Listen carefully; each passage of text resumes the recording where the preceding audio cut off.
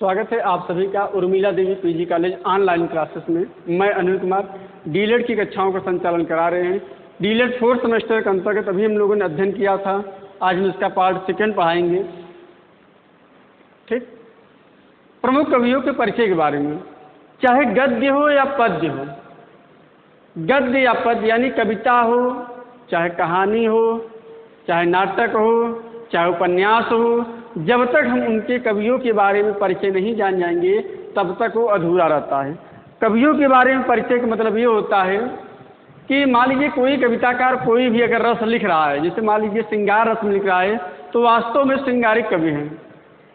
अगर वो करुण रस रखा है तो वास्तव में उसके ऊपर, उसकी ज़िंदगी के ऊपर या ज़िंदगी में कुछ ऐसी चीज़ें आई होंगी जो वो करुण रस लिखने के लिए मजबूर हो गए होंगे। ठीक, कुछ लोग बच्चों से ज़्यादा प्रेम करते हैं। जब बच्चों से ज़्यादा प्रेम करते हैं तो बच्चों से जहाँ प्रेम संबंधित चीज़ आती है वहाँ वात्सल रस की बातें होती हैं।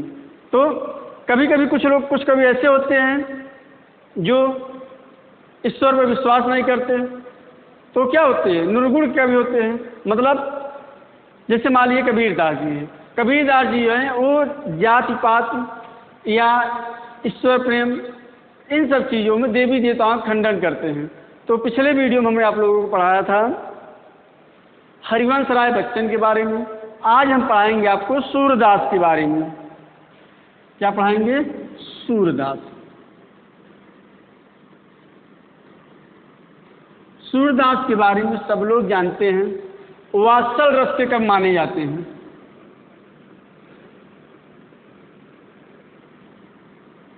वात्सल रस के कवि माने जाते हैं। वात्सल रस कहाँ होता है?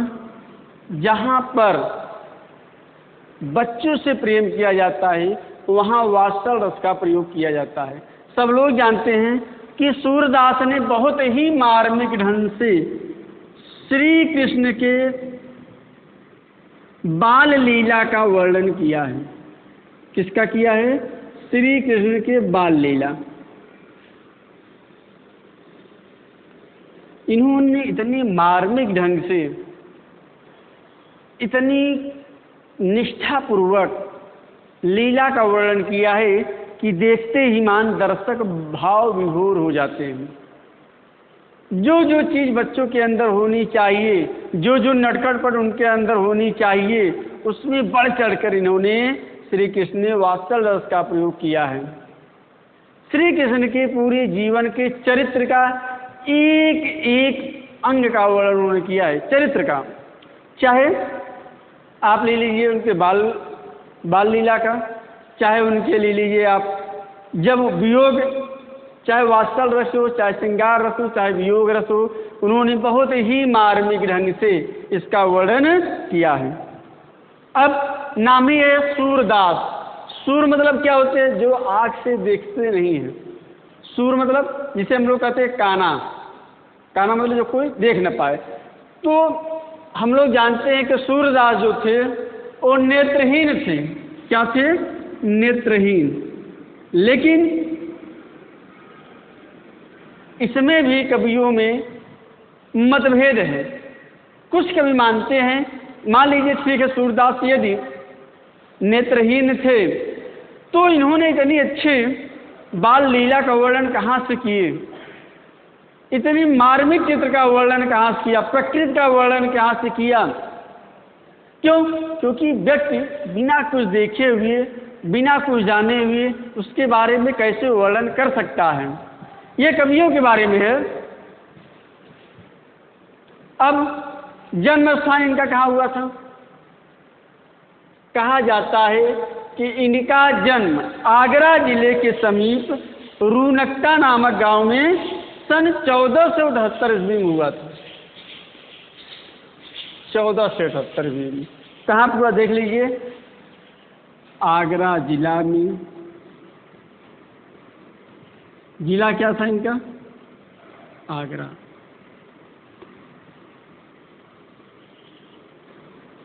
गांव कहाँ था? ये इनका गांव था। किस सन में पैदा हुए थे? 1478 ईस्वी में ये पैदा हुए थे। किस गांव में हुए थे? रुनकता नामक गांव में हुए थे। अब इनके बारे में भी विद्वानों में क्या है, मतभेद है। कोई कहता है नहीं 14 शताब्दी ईस्वी में हुआ है, कोई कहता है 1478 ईस्वी में हुआ है। ठीक, अब चलिए जो भी हो उस समय की बात है। अब कहते हैं कि सूरदास बहुत ही अच्छे कवि थे। क्या थे? कवि थे। ये काव्य लेखक के साथ साथ बहुत ही अच्छा भजन भी कहते थे, बहुत ही अच्छा कविता भी कहते थे। इनकी कविता को यदि आप लोग पढ़ेंगे, जो कि श्री कृष्ण की बाल लीलाओं का है। श्री कृष्ण जब अपने गांव लौट जाते हैं तो गोपियों का मार्मिक वर्णन बहुत ही अच्छे ढंग से किए हैं। जहाँ एक तरफ श्रृंगार रस, बचपन में श्रृंगार रस का प्रयोग किया है, वहीं पर आते आते बिछड़ते हैं तो करुण रस का बहुत ही अच्छा प्रयोग किए हैं। मानी एक तरफ वात्सल रस का प्रयोग कहाँ किए हैं? वात्सल रस का प्रयोग बाल लीला में किए हैं। करुण रस का प्रयोग कहाँ किए हैं? करुण रस का प्रयोग गोपियाँ को जब विदा होती है और जब गोपियों का हाल चाल के लिए इनके मित्र आते हैं तो वहाँ पर इन्होंने करुण रस का इस्तेमाल किया है। ठीक, चलिए, जीवन भर ये श्री कृष्ण की बाल लीलाओं, यानी चाहे बाल लीला हो चाहे युवावस्था हो, इन्होंने इनका बहुत ही मार्मिक ढंग से इन चीज़ों का वर्णन किया है। चलिए, अब बात करते हैं अभी जो नेत्रहीन से। कुछ विद्वान मानते हैं कि ये नेत्रहीन नहीं थे। क्यों नेत्रहीन नहीं थे? अभी हमने बताया ठीक कि इन्होंने इतने रंग बिरंगी चीज़ों का वर्णन किया, प्राकृतिक चीज़ों का वर्णन किया। वात्सल रस, एक बच्चा किन किन क्या क्या एक्टिविटीज करता है, कौन कौन से क्रियाकलाप करता है, जिनके माध्यम से बच्चों के अंदर वो गुण पाए जाते हैं, ये वही व्यक्ति कर सकता है जो प्रत्यक्ष रूप से देखा है। जो न देखते हुए भी इतना अच्छा वर्णन कैसे कर सकता है? उनके एक एक चीज़ का अगर आप सब लोग जानते हैं, किसके? उनकी रचनाओं के बारे में, उनके कविताओं के बारे में, किसके? सूरदास जी के। ठीक, अब इन्होंने तीन ग्रंथों की रचना की थी, साहित्य लहरी, सूरसागर और सुरावली। इनकी 3 मुख्य रचना है। कौन कौन से हैं? 3 मुख्य रचनाएं हैं, 3 मुख्य रचनाएं। पहला है साहित्य लहरी, ये इनकी रचनाओं का नाम है, साहित्य लहरी। दूसरा है सूरसागर,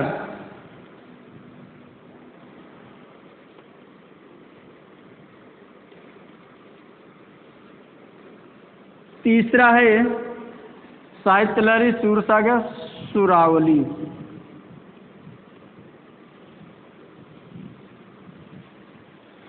ये इनकी 3 रचना है। सूर सारावली है, सुरावली नहीं है, सूर।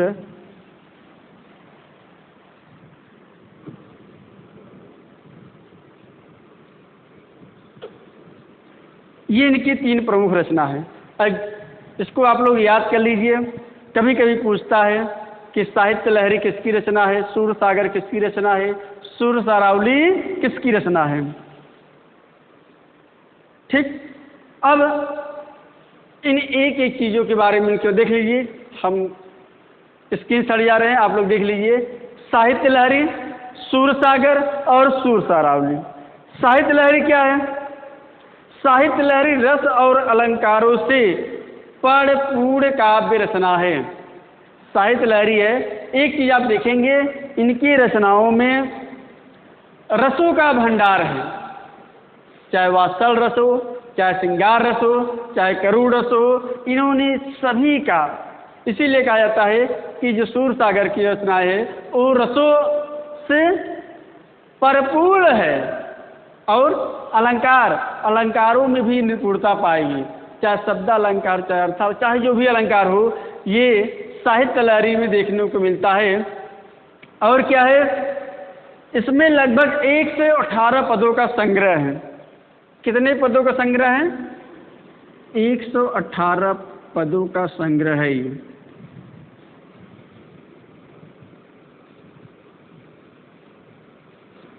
ठीक, क्या साहित्य लहरी, कभी कभी पूछता है साहित्य लहरी में कितने पद है, तो साहित्य लहरी में 118 पदों का संग्रह है। अब आ जाइए सूरसागर। ऐसा सुना जाता है कि सूरसागर में 1 लाख पद थे। कितने पद थे? 1 लाख पद थे सूरसागर में। कितने पद? ऐसा कहा जाता है, सुना जाता है कि 1 लाख पद थे। लेकिन प्रेजेंट टाइम में कितना है इसमें सूरसागर में? सिर्फ 5000। कब? वर्तमान समय में।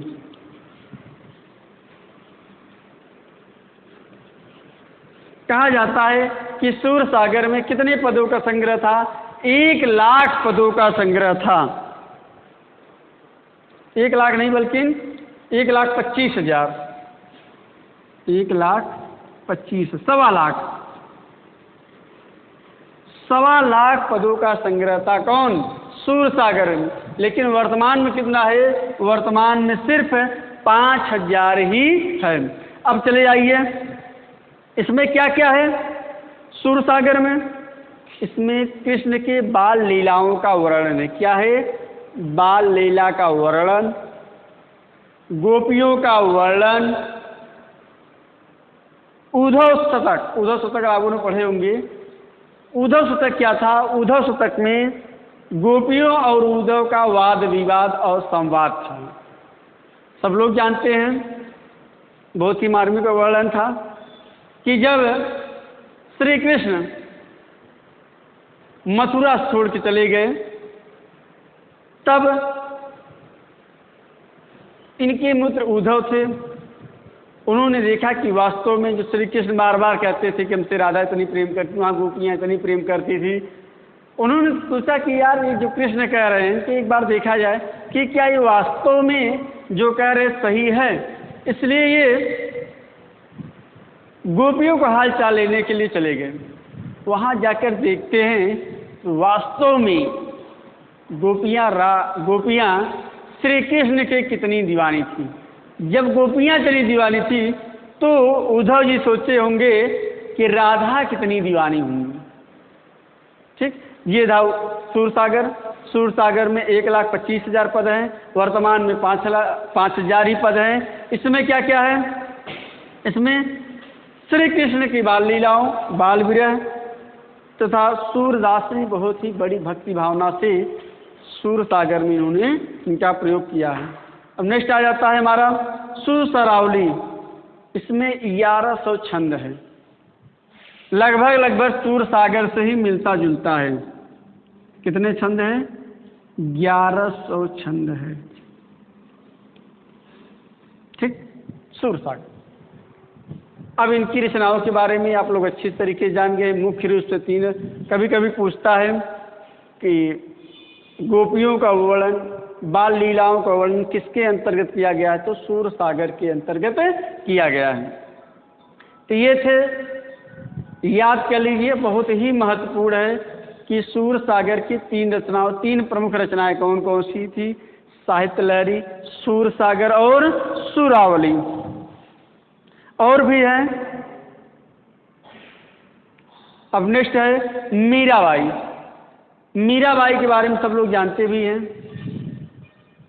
मीराबाई जिस प्रकार से सूरदास श्री कृष्ण के भक्ति में लीन थी, उसी प्रकार मीराबाई भी कृष्ण की बहुत बड़ी भक्त थी। इसे कहा गया है कृष्ण की दीवानी थी। कौन? मीराबाई। इनके बारे में सब लोग जानते हैं। ढेर सारी कहावतें भी हैं कि इसके लिए इनको जहर भी पीना पड़ गया था। वो भी किसका काम कर गया? अमृत का। नेक्स्ट है मीराबाई। इनकी शादी भी हो गई थी, फिर भी ये कृष्ण को अपने पति और स्वामी समझती थी। किसको? कृष्ण को। मीराबाई, देखिए एक नज़र देख लीजिए मीराबाई के बारे में, उनकी प्रमुख चीज़ें।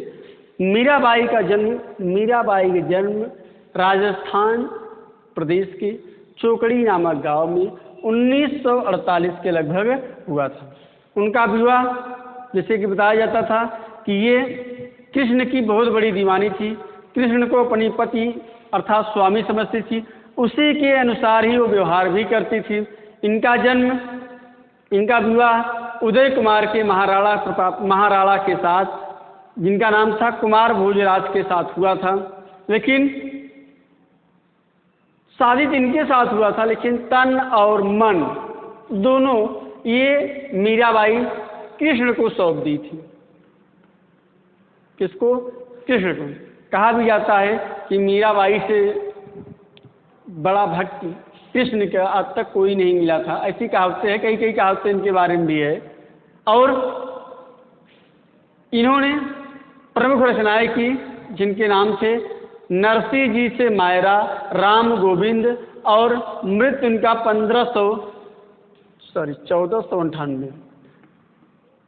1556 ईस्वी में हुआ था। तो ये था मीराबाई के बारे में कुछ प्रसिद्ध चीज़ें जो कि अभी आप लोगों के सामने था। अब नेक्स्ट है राष्ट्र कवि के बारे में आपको बताने जा रहे हैं, जो अपने ही प्रदेश के थे, यानी उत्तर प्रदेश जिले के थे। राष्ट्र कवि की उनकी उपाधि दी गई थी। क्यों राष्ट्र कवि की उपाधि दी गई थी? वास्तव में उन्होंने कुछ ऐसी रचनाओं का वर्णन किया होगा जिसके लिए राष्ट्र कवि की उपाधि दी गई थी। नाम है उनका मैथिली सरल गुप्त। मैथिली सरल गुप्त। इनकी किस चीज की उपाधि दी गई थी? उपाधि दी गई थी राष्ट्र कवि। एग्जाम में कभी पूछता है कि राष्ट्र कवि की उपाधि किसे दी गई थी, तो राष्ट्र कवि की उपाधि मैथिली सरल गुप्त ये दी गई थी। अब इनका जन्म बहुत ही प्रसिद्ध स्थान पर हुआ था, जो कि हमारे प्रदेश की बहुत ही होनहार महिला थी, जिसका नाम था रानी लक्ष्मीबाई। रानी लक्ष्मीबाई झांसी की मर्दानी के लाभ सब लोग सुना होगा, इसलिए इनका जन्म किस हुआ था? झांसी। जिला कौन सा था? झांसी जिले के चिरगांव।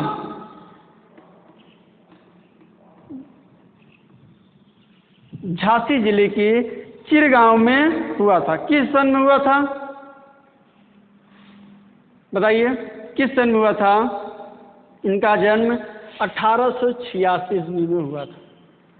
अब देखिए इनके बारे में कभी कोई पूछता है इनका जन्म कहाँ हुआ, तो झांसी जिले में हुआ था।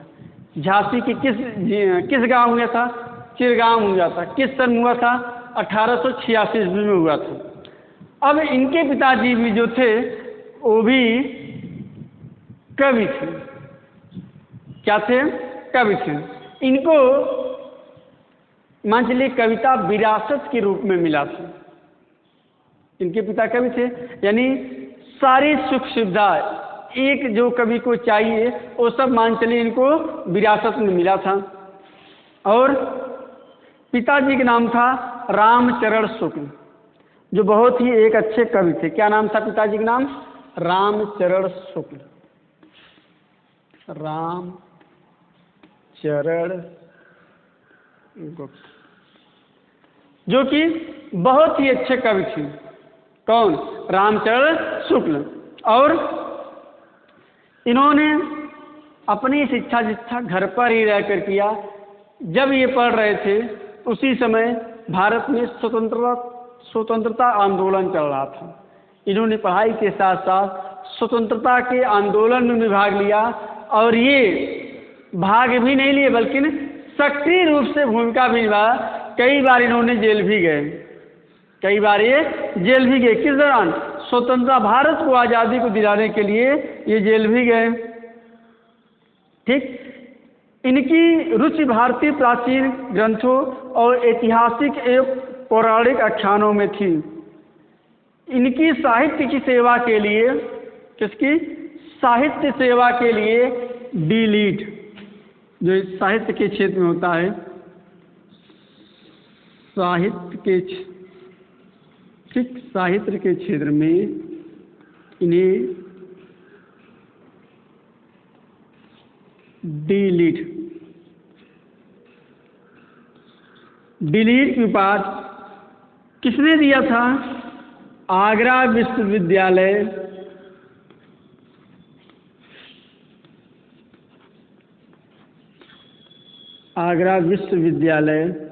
और इलाहाबाद विश्वविद्यालय से इन्हें डी.लिट की उपाधि मिली थी।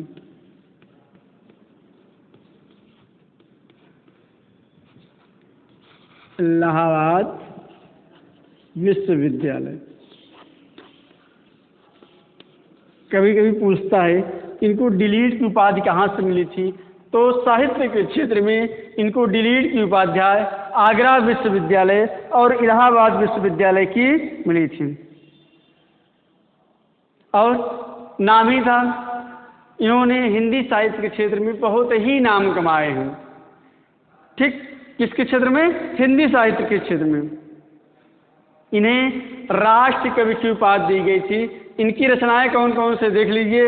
इनकी रचना है भारत भारती, साकेत, यशोधरा,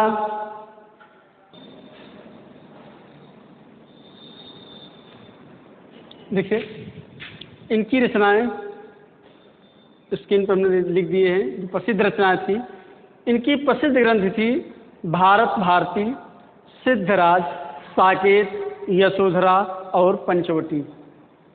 ये इनकी जो सबसे महत्वपूर्ण रचना है, और ये एग्जाम में पूछता भी है कि सबसे महत्वपूर्ण रचना है इनकी भारत भारती, सिद्धराज, साकेत, यशोधरा और पंचवटी। यशोधरा, साकेत, यशोधरा, भारत भारती और पंचवटी कई बार एग्जाम में पूछ चुका, डी.लिट के एग्जाम में ही पूछ चुका है। तो ये इनकी प्रमुख रचनाएं थी। इनकी मौलिक रचनाएं भी हैं, जिसकी मैथिली सरल गुप्त की मौलिक रचनाएं भी है, जिन्होंने अपनी रचनाओं के द्वारा इनकी उत्कृष्ट रचनाएं, मौलिक उत्कृष्ट रचना कौन सी देख लीजिए, एक नज़र डालते हैं हम लोग। रंग में भंग, जयद्रथ वध और विकट भट्ट, तिलोत्तमा, विष्णुप्रिया, वन वैभव, गुरुकुल, विश्व वेदना, हिडम्बा, किसान सिद्धराज, जय भारत, ये इनकी प्रसिद्ध रचनाएं थी। इसमें सबसे प्रसिद्ध और भी है, जैसे जयद्रथ वध, ये इनकी बहुत ही प्रसिद्ध रचना है जयद्रथ वध, और जय भारत भी, विष्णुप्रिया भी इनकी बहुत प्रसिद्ध रचनाएं हैं। इसके बाद इन्होंने अनुवाद के रूप में भी कई ग्रंथों को, जैसे संस्कृत में है तो उसका हिंदी में अनुवाद किया है। उसमें कौन कौन से? स्वप्नवास दत्ता, जो संस्कृत की एक बहुत ही प्रसिद्ध रचना है, इनका अनुवाद इन्होंने हिंदी में किया, स्वप्नवास दत्ता या स्वप्नवासो दत्ता। उसके बाद प्लासी का युद्ध, मेघनाथ वध, जानते ही है कि मेघनाथ वध कहाँ से लिया गया? रामायण से लिया गया है। इन्होंने मेघनाथ वध का अनुवाद बहुत ही सरल और स्वाभाविक ढंग से इन्होंने किया है। और सबसे महत्वपूर्ण कि ये किसकी उपाधि दी गई थी? राष्ट्र। ये बहुत पूछता है कि राष्ट्र कवि किसे कहा गया है? मैथिली सरल गुप्त को कहा गया है। देख लीजिए एक बार, एक नज़र इसके बारे में कि राष्ट्र कवि किसे कहा गया है? मैथिली सरल गुप्त को कहा गया है। इनका जन्म कहाँ हुआ था? कभी कभी पूछता है किस जिले में हुआ था? उत्तर प्रदेश को। तो इनका जन्म उत्तर प्रदेश के झांसी जिले के चिरगांव नामक गांव में हुआ था। अभी अभी हाल में ही वहाँ एक विश्वविद्यालय है जिसका नाम है बुंदेलखंड विश्वविद्यालय, उसका नाम ही रख दिया गया है, झांसी विश्वविद्यालय का नाम मैथिली सरल गुप्त मैथिली सरल गुप्त विश्वविद्यालय। कहाँ पर है? झांसी है। एग्जाम में पूछा भी एक दो बार कि बुंदेलखंड यूनिवर्सिटी का नाम बदल कर क्या रख दिया गया है? तो बुंदेलखंड जो कि झांसी में पड़ता है, झांसी जिले में ही है, तो उसका नाम रख दिया गया मैथिली सरल गुप्त महाविद्यालय विश्वविद्यालय झांसी। और जन्म यहाँ, मृत्यु कब हुआ था? 12 दिसंबर 1964 में। तो ये था मैथिली शरण गुप्त की बारे में, उनका कवि परिचय, उनकी रचनाएं। अब हम चलते हैं हिंदी साहित्य के बहुत ही होनहार कवि, कहानियों के सम्राट, उपन्यास के सम्राट, जिसकी जितनी उपमा दिया जाए उतना ही कम है, गरीबों के मसीहा। क्यों गरीबों के मसीहा कहा गया है? दलितों का मसीहा क्यों कहा गया है? क्योंकि उन्होंने अपनी रचनाओं में दलित वर्ग का, उनकी स्थितियों का बहुत ही अच्छे ढंग से वर्णन किए हैं, समाज को दर्शाया है। ऐसे कवि का नाम है मुंशी प्रेमचंद। अब हम बात करेंगे मुंशी प्रेमचंद। ऐसा कोई भी व्यक्ति नहीं होगा जो मुंशी प्रेमचंद को न जानता हो। मुंशी प्रेमचंद, कोई उनकी कहानी पढ़ा होगा, कोई उनका उपन्यास पढ़ा होगा, कोई उनका नाटक पढ़ा होगा, ठीक। और ये छोटे से अगर हम लोग ठीक अच्छा 6-7-8 में, जब हिंदी की किताब में उनकी एक बहुत ही प्रसिद्ध रचना थी, हम लोगों ने पढ़ा था, 2 बैलों की कथा। आप लोगों ने पढ़े होंगे, 2 बैलों की कथा। हमने बचपन में पढ़ा था, बहुत ही अच्छी कहानी है। क्या नाम था? हीरा और मोती। हीरा और 2 बैल थे।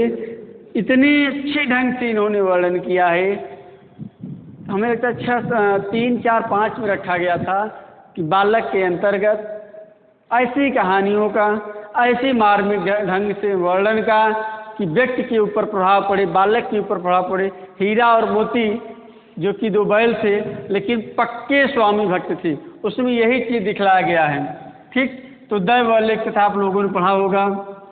आप लोगों ने एक रचना और पढ़ी होगी मुंशी प्रेमचंद की, कफन। आज के समाज में नामी है कफन। अक्सर लोगों ने सुना होगा कि व्यक्ति को सबसे ज़्यादा सुकून कब मिलता है? व्यक्ति को सबसे ज़्यादा सुकून कफन के अंदर। जब व्यक्ति कफन के अंदर पहुंचता है तो सब कुछ भूल जाता है, तो वही सुकून की बात होती है। कफन है, देखिए आज हम इनके बारे में चर्चा करेंगे। क्यों चर्चा करेंगे? क्योंकि बहुत ही प्रसिद्ध है। इन्होंने समाज पर कुठाराघात किया है। वास्तव में समाज में आज ऐसे भी व्यक्ति हैं कि अपनी आवश्यकताओं की पूर्ति के लिए किसी भी हद तक जा सकते हैं, काफ़ी नीचे तक गिर सकते हैं। ऐसी एक कहानी है कफन। कफन के बारे में मुंशी प्रेमचंद ने कहा, ये दलित वर्ग के लिए है। आज भी दलित वर्ग में कुछ ऐसे लोग हैं जिनको पीने के लिए मिल जाए, चाहे उनका परिवार नष्ट हो जाए, बहाल में चला जाए, मर जाए, उनको कोई दिक्कत नहीं। हाँ, उनको सिर्फ पीने के लिए मिल जाए बस। यही कफन की कहानी है। कफन में शुरुआत होती है पिता और पुत्र। पिता और पुत्र, पिता पुत्र थे। जाड़ा का महीना था, ठीक ठंडी का महीना था। दोनों पेड़ के नीचे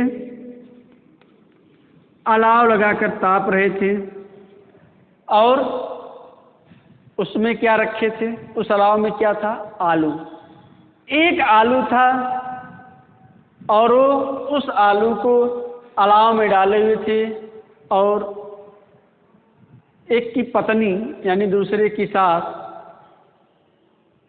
वो अंदर तड़प रही थी, प्रसव वेदना से तड़प रही थी, ठीक, यानी उसकी हालत क्या थी? गंभीर थी। पिता कह रहा है कि पुत्र को जाकर तुम देखो, क्या हुआ, मरी कि नहीं मरी, क्या कैसे, क्यों तुम्हें लगता है मरने की कंडीशन में थी। पुत्र कह रहा है कि तुम जाकर देखो, और सारे झगड़ा की जड़ रही थी आलू। कौन था? आलू। पिता सोचता था, देखिए यहाँ उनकी मानसिकता, मुंशी प्रेमचंद जी वहाँ उनकी मानसिकता झलका रहे थे। पिता सोचता था कि अगर पुत्र चला गया तो मैं आलू खा जाऊंगा, और पुत्र सोचता था कि पिताजी चले गए तो मैं आलू खा गया। एक सोचता पिता कि कहीं हम चले गए तो पुत्र आलू खा जाएगा, पुत्र सोचता कहीं हम चले गए तो पिताजी आलू खा जाए। इसी आलू के चक्कर में दोनों बैठे थे, उधर उसकी पत्नी बेचारी महिला तड़प रही थी। बाद में क्या होता है? बाद में उस महिला की मृत्यु हो जाती है। ठीक आलू के चक्कर में वो लोग गई नहीं, महिला की मृत्यु हो जाती है। कितनी संवेदना की बात है। अब उनके पास इतना पैसा नहीं था कि वो कफन खरीद सकते। देखिए यहाँ पर बात, जो भी आज गरीब गरीब क्यों है, सोचने वाली बात है। ये आज इनकी कंडीशन क्यों है? क्योंकि ये लोग एक दिन कमाते थे तो 5 दिन बैठ कर खाते थे। और जाहिर सी बात है, कोई भी व्यक्ति अगर एक दिन कमाएगा 5 दिन बैठ कर खाएगा तो विकास करेगा ही नहीं, और इसी मानसिकता में रहेगा।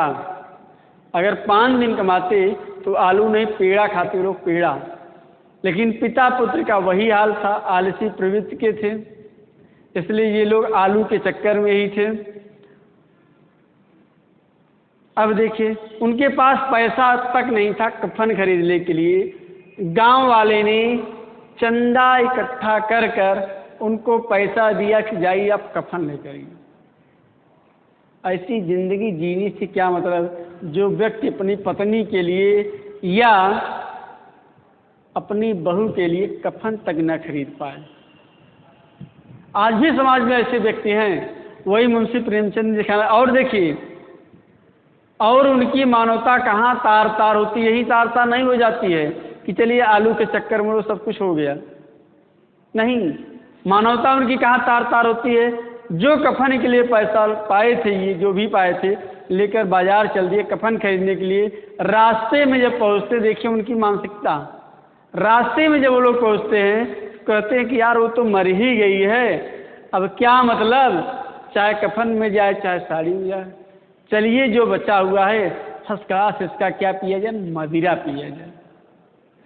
दोनों कफन की दुकान की बजाय पहुंच गए मधुशाला, शराब की दुकान। देखिए मुंशी प्रेमचंद ने क्या मार्मिक वर्णन किया है। वहाँ उन्होंने खूब छक्कर शराब पिया और अपनी पत्नी को खूब आशीर्वाद दिया कि साली जाते जाते फर्स्ट क्लास शराब पिला कर गई। इतना शराब तो हम लोगों ने कभी नहीं पिया था। ये दलित वर्ग आज भी कुछ ऐसे लोग हैं जिन्हें मानवता से कुछ लेना देना नहीं, परिवार से कुछ लेना देना नहीं। एक और आप लोगों ने पढ़ा होगा मुंशी प्रेमचंद्र की, उन्होंने वहाँ पर दिखाया है, समाज के बारे में बताया सब, अभी और चीज, लेकिन 2-3 जो रचनाएं थी, मंत्र पर उन्होंने समाज को क्या कुठाराघात किया है मंत्र रचना पर। देखिए मंत्र में एक उच्च वर्ग का दिखाया गया है, एक निम्न वर्ग का दिखाया गया है।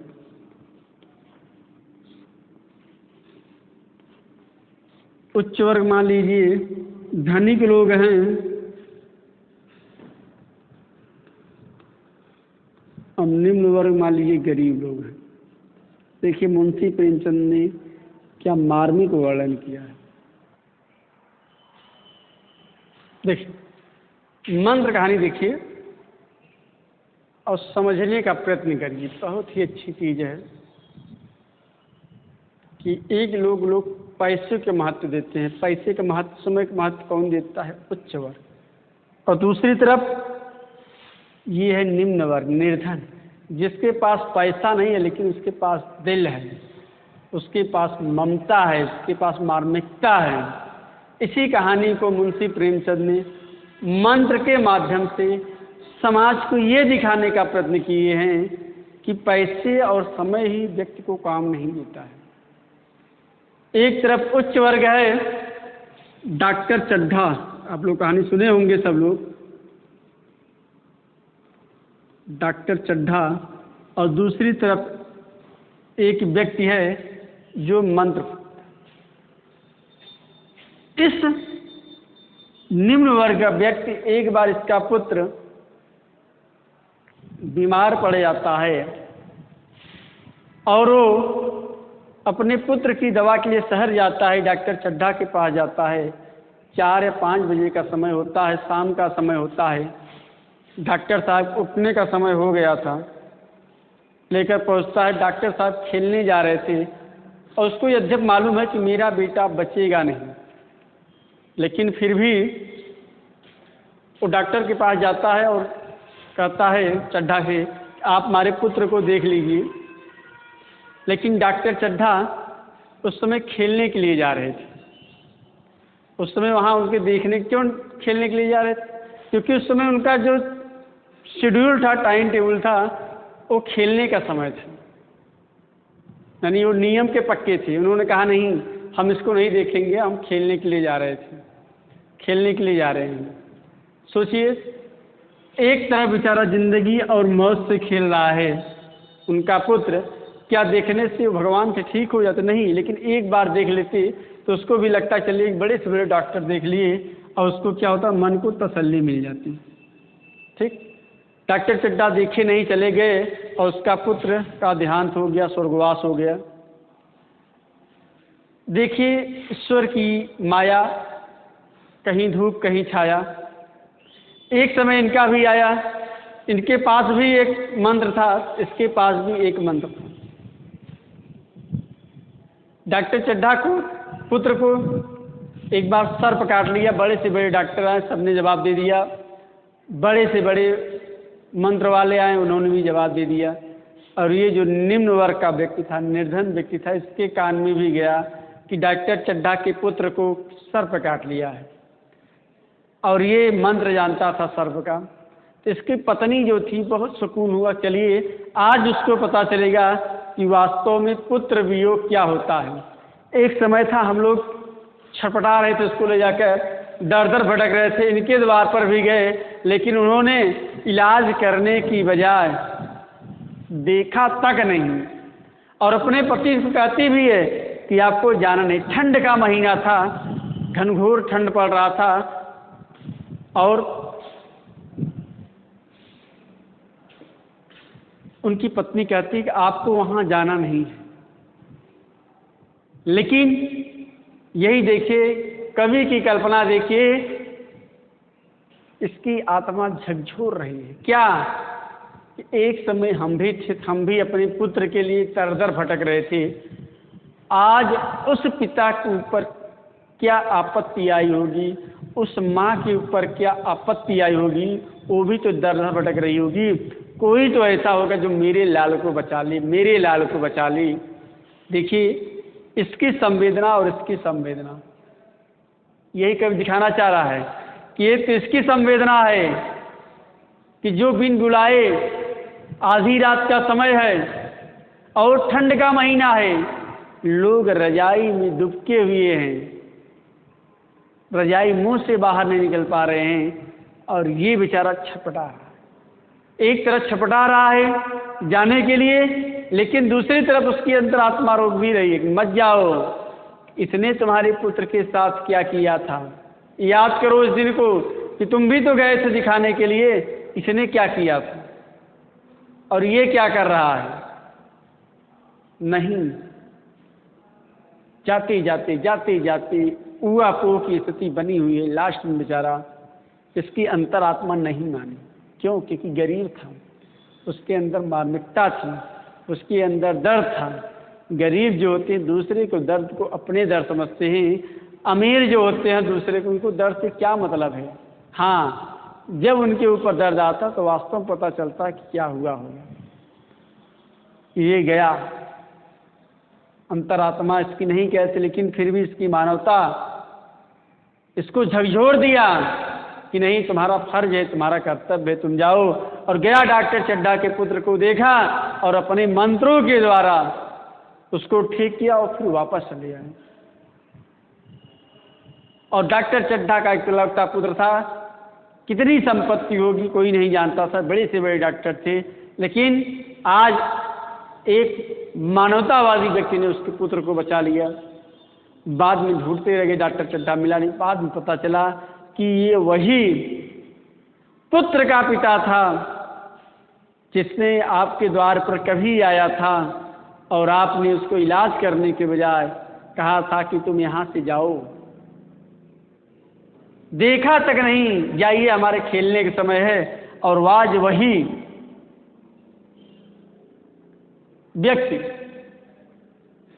आया और बिन बुलाए आया, न कोई फीस लिया न कुछ लिया, कुछ नहीं लिया, बिन बुलाए आया और इलाज करके उनके पुत्र को सही करके चला गया।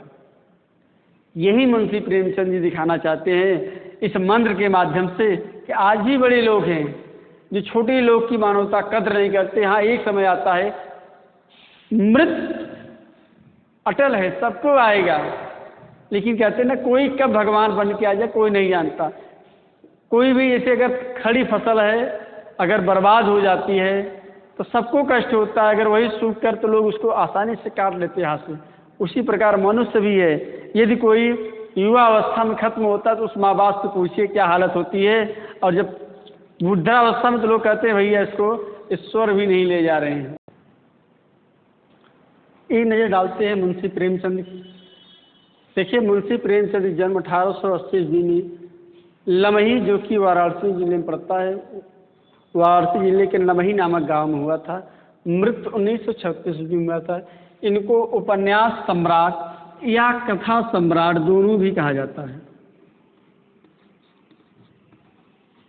उपन्यास सम्राट, कथा सम्राट, कहानी सम्राट कहा जाता है। इनकी उपन्यास कौन कौन सी है?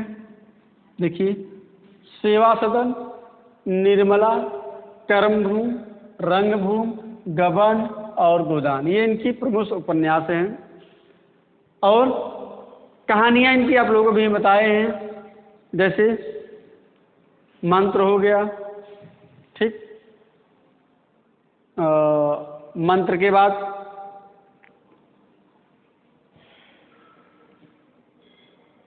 मंत्र हुआ, उसके बाद अभी हमने आपको बताया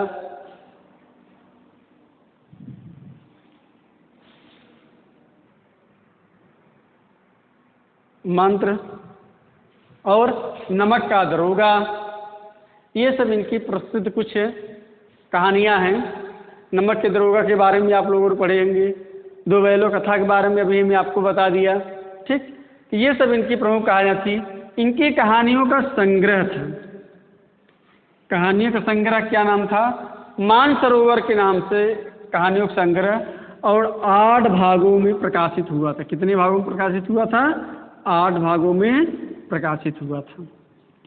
इनकी जो भी कहानियाँ ले लीजिए, नमक का दरोगा ले लीजिए, चाहे मंत्र ले लीजिए, चाहे दो बैलों की कथा ले लीजिए, चाहे कफन ले लीजिए, ठीक, ये सब इनकी प्रसिद्ध कहानियाँ थी।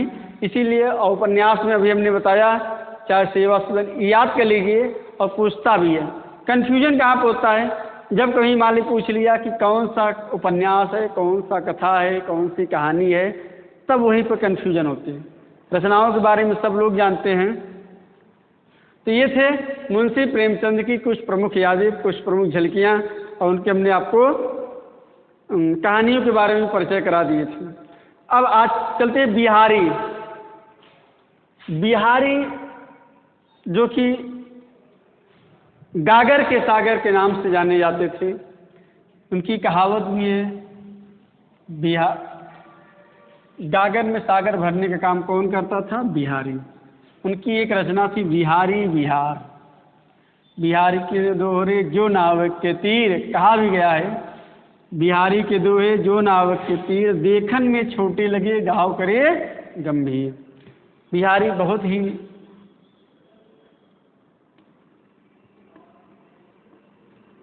बहुत ही प्रचलित कवि हैं बिहारी। इनकी एक प्रसिद्ध रचना है बिहारी बिहार। इनका जन्म ग्वालियर में हुआ था। कहाँ हुआ था? ग्वालियर में हुआ था। ठीक। इनकी एकमात्र संग्रह है बिहारी सतसई। बिहारी सतसई बहुत ही एक ही संग्रह है और बहुत ही प्रसिद्ध, देख लीजिए, बहुत ही प्रसिद्ध है बिहारी सतसई। ठीक। ये इनका बचपन वृंदावन में बीता था और इनका विवाह मथुरा में जब हुआ तो वहीं रहने लगे ससुराल में। इसके बाद ये महाराजा जयसिंह के,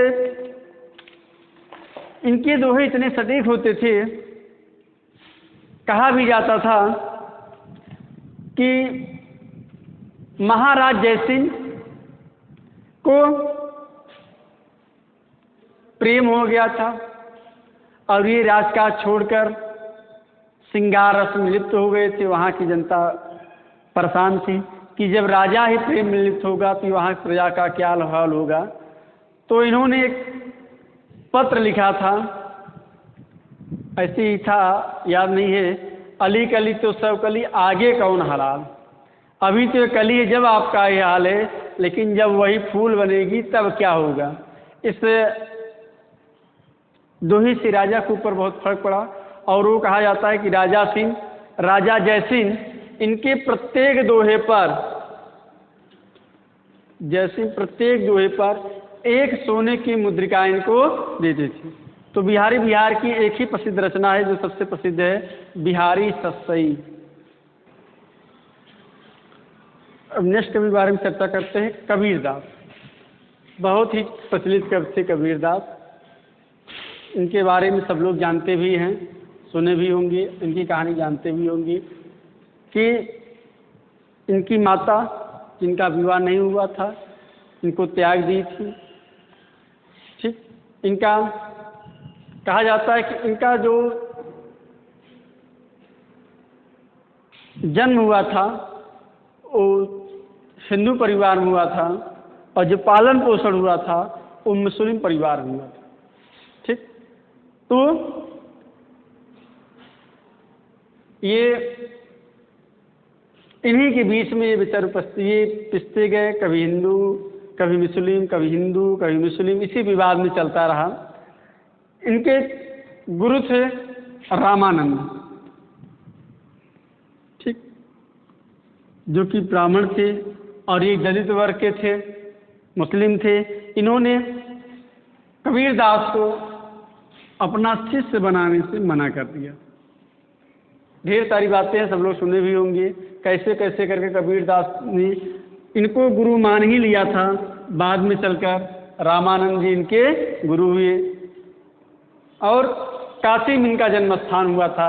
कहा जाता है कि काशी में जिसका जन्म होता है या काशी में जिसको मृत्यु होती है उनको क्या मिलता है? मोक्ष मिलता है। मगहर में जिसकी मृत्यु होती है उसको क्या मिलता है? नर्क मिलता है। ये देवी देवताओं के ऊपर विश्वास नहीं करते थे। भक्ति काल के किसके? निगुण संत कवियों में से एक थे, एक नहीं बल्कि इनका प्रमुख स्थान था। ये ईश्वर पर विश्वास नहीं करते थे, जात पात पर विश्वास नहीं करते थे और उस पर खंडन करते थे। इनकी प्रमुख रचनाएं थी साखी, सबद और रामायणी। साखी, सबद और रामायणी, ये इनकी प्रमुख रचना है। पहला साखी, दूसरा सबद, तीसरा रामायणी।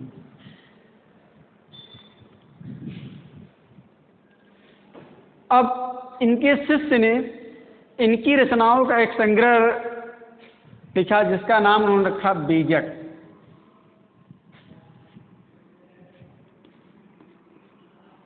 बीजक और इनके जो भी पद थे सारे पद गे पद में थे, मतलब गायन किया जाता था।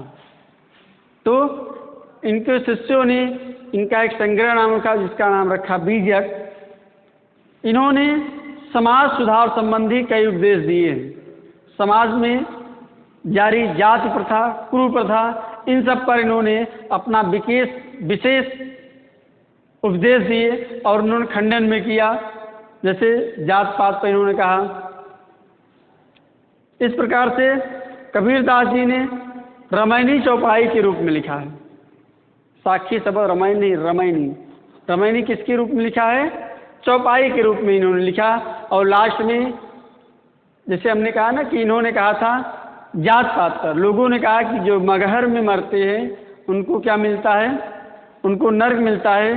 तो इन्होंने जाकर मगहर में रहने लगे कि देखिए वास्तव में क्या मगहर से मिलने से अगर ये किस लिए किए? इन्होंने जो भी रीति रिवाज था उस पर खंडन कर रहे थे और जाकर मगहर में रहने लगे और वहीं पर इनका देहांत हो गया। यानी वहीं पर इन्होंने अपना देहांत देह को त्याग दिया।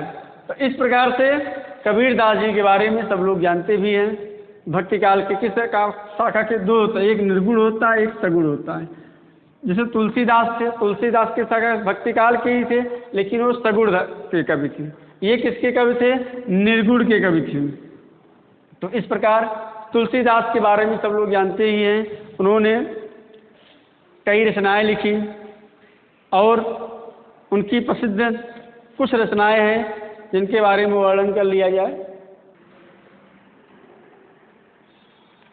अब बात करते हैं गोस्वामी तुलसीदास की। इनके बारे में कहा जाता है कि बचपन में ही इनके माता पिता का निधन हो गया था।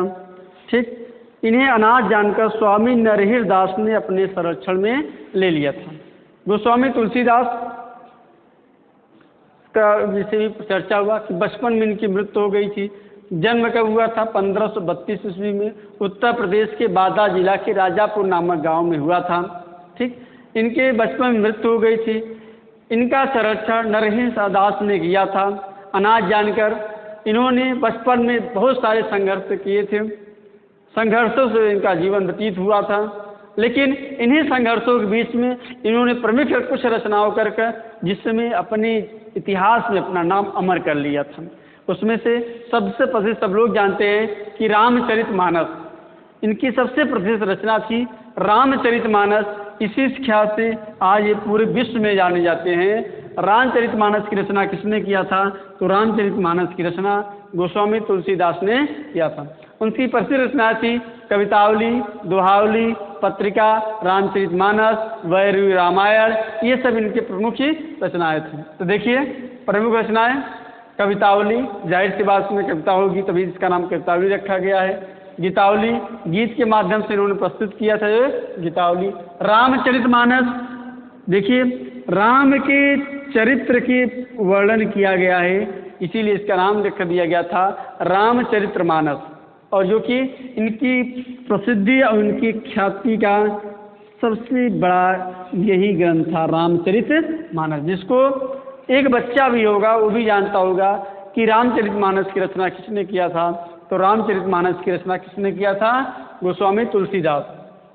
पत्रिका, दोहावली, वैरूवी रामायण, कृष्ण गीतावली, इन सब प्रसिद्ध रचनाओं को रचना कर ये व्यक्ति इन्होंने अपने इतिहास में अपना नाम दर्ज कराकर इनका आज भी नाम सुनहरे अक्षरों में लिखा भी गया है और लिया भी जाता है कि नाम ही है गोस्वामी तुलसीदास। सबसे प्रसिद्ध रचना हमने बताया रामचरितमानस। तो ये थे इनके कुछ प्रमुख रचनाओं के रचनाकार। और भी हैं जिसका अध्ययन आप लोग कर लीजिएगा, करा देंगे। ठीक, आज के लिए हम अपना वीडियो यहीं समाप्त करते हैं। हमारा वीडियो कैसा लगा आपको इस पर कमेंट जरूर करिएगा। धन्यवाद।